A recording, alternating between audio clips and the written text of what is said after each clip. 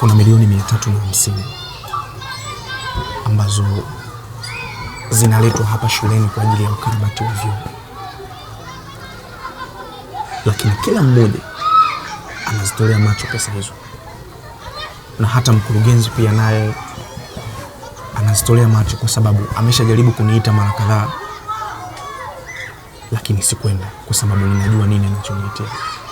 Sasa huoni Mwalimu Janeti, kuhama kwako na nafasi yako ya uhasibu hapa shuleni itatoa mwanya kwa mkurugenzi ili kuweza kuleta mwalimu mwingine na kumpa cheo hicho hicho, alafu ikawa ni vipesi sana kwa wao kufanya mambo yao?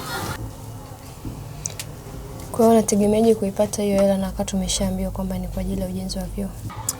Nisikilize Mwalimu Janeti, maisha yetu hapa sisi shuleni ni maisha ya shida sana, na walimu hapa kijijini tunaishi maisha ya tabu sana, lakini leo milioni 350 zinaletwa kwa ajili ya ujenzi wa sehemu ya kujisaidia wanafunzi tu.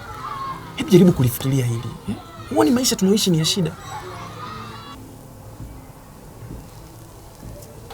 Kwa hiyo utanisaidiaje ili mimi nisiende kasoro na baki hapa? Swali zuri sana. Kutokana na connection nilizonazo mimi, hili ni swala dogo sana, kwa sababu nitaongea na mkurugenzi, atakubakiza hapa.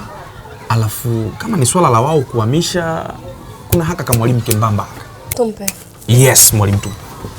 Watamhamisha yeye, alafu wewe utabakia hapa na kila kitu tunachokipanga sisi kitafanyika kama kilivyo. Lakini unajua haya mambo ya serikali mimi siyawezi, na naogopaga sana.